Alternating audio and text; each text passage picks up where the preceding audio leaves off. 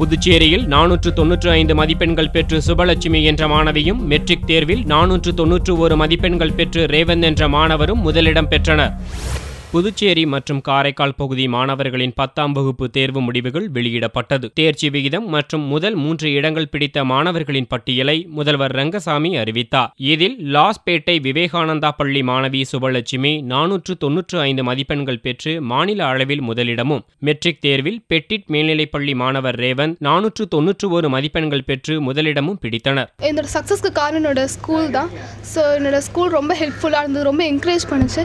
என் ஸ்கூலில் என்னோட principal, vice principal, கலர் சார், என்னோட எல்லா டீச்சர்ஸ்க்கும் நான் தேங்க் பண்ணிக்கிறேன். என்னோட ஆம்பிஷன் IAS ஆஃபீஸராக ஆகுது. நான் 10th மெட்ரிகுலேஷன் எக்ஸாமில் ஃபர்ஸ்ட் எடுத்திருக்கேன், ஸ்கூல் ஃபர்ஸ்ட். எனக்கு எங்கள் அப்பாவோட கைடன்ஸ் அதுதான் நான் கரெக்டாக என்னோடய பாடத்தை டைமுக்கு முடிக்க முடிஞ்சுது. அதுக்கப்புறம் கடவுளுக்கு தேங்க்ஸ் சொல்லிக்கிறேன், இந்த ரேங்க் எனக்கு கிடச்சிது. ஸ்கூலில் டீச்சர்ஸ் எல்லா டவுட்ஸையும் கிளியர் பண்ணாங்க. ஃப்யூச்சரில் நான் நல்லா டாக்டர் ஆகிட்டு மக்களுக்கு சேவை செய்யட்டேன். இதனிடையே செய்தியாளர்களிடம் பேசிய முதல்வர் ரங்கசாமி, அரசு பள்ளியில் பயிலும் மாணவர்களின் பெற்றோர்கள் ஊக்கமளிக்க வேண்டும் என்றும், கல்வி தரத்தை உயர்த்த உரிய நடவடிக்கை எடுக்கப்படும் என்றும் தெரிவித்தார். அரசு மற்றும் தனியார் பள்ளியினுடைய கல்வித்தரம் உயர்ந்திருக்கின்றது. இது மேலும் உயர வேண்டும் என்பதுதான் நம்முடைய எண்ணம். ஒவ்வொரு ஆண்டும் இந்த தேர்ச்சியுடைய விகிதம் உயர்ந்திருப்பது பாராட்டுக்குரியது. நம்முடைய ஆசிரியர் பெருமக்கள் அனைவருக்கும் என்னுடைய நன்றி.